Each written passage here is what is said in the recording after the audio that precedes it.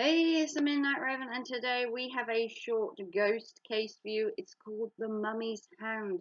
Welcome, I'm the Midnight Raven, and dressed like I'm at a funeral in 30 odd degree heat. I know I'm either crazy or we are doing another ghost story. Maybe it's 50-50. So today we're going to do The Mummy's Hand. This is an interesting case. It's a short one, but it's an interesting ghost story. So let's get straight into the story. So, Count Louis was famed as an occultist and a psychic healer. He was often given exotic presents by some of his clients. Now, over the years, he'd been given wine, food, women, and this time would be no different. He was dined and wined, but then he was given the oddest gift that he'd ever had.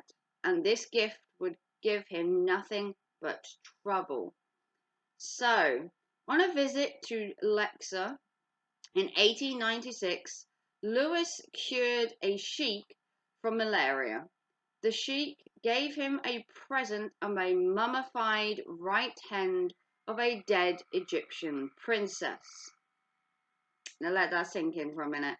He gave him a mummified right hand of a dead Egyptian princess. Now he could have just given him a nice bottle of wine, could have given him some nice fruit. Instead, he gave him a mummified hand of a dead princess. I mean, we've all been there. You know, unwanted Christmas presents, unwanted gifts, right?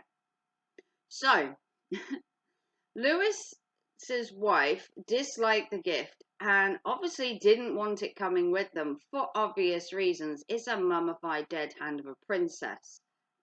Maybe it didn't fit with her decor. So, she disliked the gift and didn't want it with them. But it was much worse. There was a backstory to this mummified dead hand.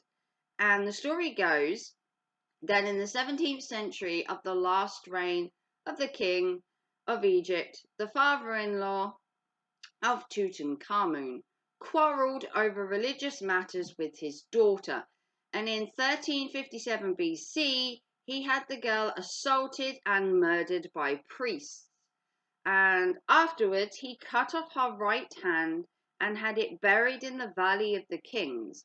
This meant the girl was barred from paradise as her body was not buried intact. So Egyptians believed that if you do not have your entire body buried together, you cannot go over to paradise, which is the next world. And because she was missing a hand, she couldn't go. This was obviously annoy somebody. Not only are they dead, but now you're stopping them crossing over into the afterlife. So, after cutting off the right hand and having it buried in the Valley of the Kings, she couldn't go to what they want to call the next life. So, Louis would take the gift of the mummified hand. Because his wife didn't want it around them, he would take it to a museum, thinking that was the best place for it. But no curator of any museum would take it. I guess they saw a dead princess hand as a bad omen. And with the backstory, I'm not sure if anyone would have took it off his hand. You probably couldn't give this item away. So in October, after not being able to get rid of the gift, he would take it back to London with him against his wife's wishes, because once you've been given a dead mummy hand, you're kind of stuck with it for life. It's not the Christmas gift that you can just give away the next year. So in October 1922, he kept it in a safe in his home in London. And the safe was never opened.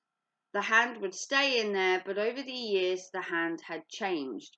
So when the safe was opened 3,200 years later, it had a new flesh covering it. And the Countess at the home that time wanted it destroyed. There was a 3,200-year-old mummy hand sitting in this safe, and I think at this point in time, they just wanted it gone. You know, it's 3,000 years old. You not just like chuck it in the bin. So, with the new flesh covering it, it gave this weird feeling that this princess mummified hand was still alive in some way. So, the Countess wanted it destroyed, and Lewis agreed with her for the first time in picking up the hand, taking it back to their home, not being able to put it in a museum. He finally decided, you know what, this creepy hand's got to go. So the couple decided to bury it with a funeral, which seemed the right thing to do. And on the funeral night, which they picked as Halloween, I mean, could have picked any time, any day of the year. Halloween, probably not the best time to bury a mummified hand, but we'll let that slide because at least he's burying it. So Lewis wrote a note and put it in with the hand. And first, they decided that they were going to burn it because the best way to get rid of the mummified hand was to burn it and then bury it.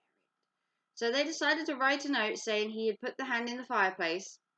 He read a passage from an Egyptian Book of the Dead, which obviously he just had lying around the house because, you know, I'm sure I've got a copy around here somewhere. He then put the dead hand in the fire, closed the book, and a blast of thunder and a door flew open. Now, I hate to say this, but maybe, just maybe, you pissed it off.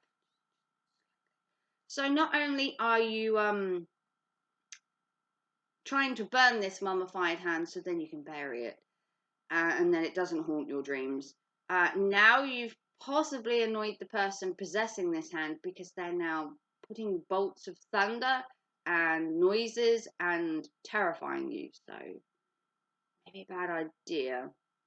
So Lewis and his wife fell to the floor and, looking up at the couple, saw the figure of a woman. Spoiler for who you think it is. It was the princess, of course. The figure stood by the fireplace and then disappeared, and so did the mummified hand. Just poof.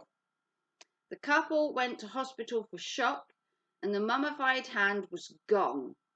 Lewis and his wife never saw it again, and nothing ever happened to them after that day. So I'm going to gather that the princess came and got her hand back, or the spirit from the hand disappeared after it being burnt. I don't know, but this was an interesting case. Let me know down below if you like my tiny little spiels in the middle, or whether you just prefer the case just read as is. I think my little quirks in between make it kind of fun. I don't want my ghost stories to be too scary. I want everybody to be able to enjoy them. And I think having a little bit of fun with a little bit of quirk in it just kind of makes it less scary, so that YouTube will allow my stories, because then it's more a tiny bit of a comical ghost story rather than a dead serious one that they'll flag and demonetize because of whatever content is in it. We have to be careful on YouTube. They don't like anything fun or dark. So this was the mummy's hand. Let me know down below. Would you take a gift of a right hand of a dead Egyptian mummified princess? That is the question of the day. Let me know whether you would take this gift. I personally would have probably thrown it in a bin and walked away, and then found that the hand was probably on my shoulder and following me, but that's just me.